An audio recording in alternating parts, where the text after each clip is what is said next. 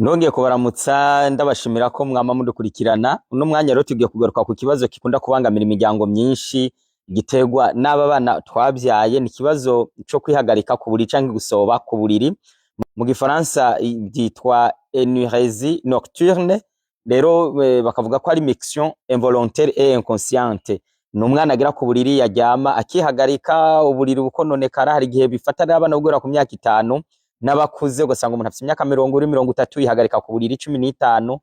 Ivyo bintu rero bibangamira abavyeyi, bikoze isoni, bitera umutima uhagaze. Ariko ubushakashatsi nk'abasoma nk'igitabo citwa Plante Medicinale cerekana yuko iyo ndwara hariho icatsi Imana yaremye gishobora kuyifasha. Abavyeyi bakoreye ico cayi abana bigashobora gukira. Ni icayi rero c'imishatsi y'ibigori, barbe de maïs.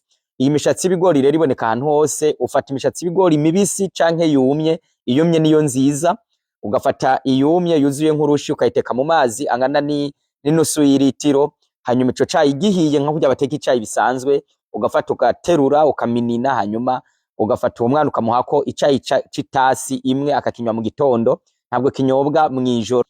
Ariko ikindi citonderwa yuko uravura umwana ino ndwara, wirinda kumuha ibinyobwa mwijoro. Hari abana bagira mwijoro bakanywa amazi y'amasoda, amaju, ntabwo vyemewe. Mureke rero Imana iduhe kumenya uno muti. Abantu benshi warabafashije, abana banyu mubavure, ejo mutazotunga abakobwa basoba ku buriri, abana basoba ku buriri, bakazoba abagore n'abagabo ariko bihagarika ku buriri. Murakoze, Imana ibahezagire. Mu gitabo ca Bibiliya mu Migani igice ca 2 umurongo wa 10 havuga ko ubwenge buzokwinjira mu mutima wawe kandi kumenya kuzonezereza ubugingo bwawe.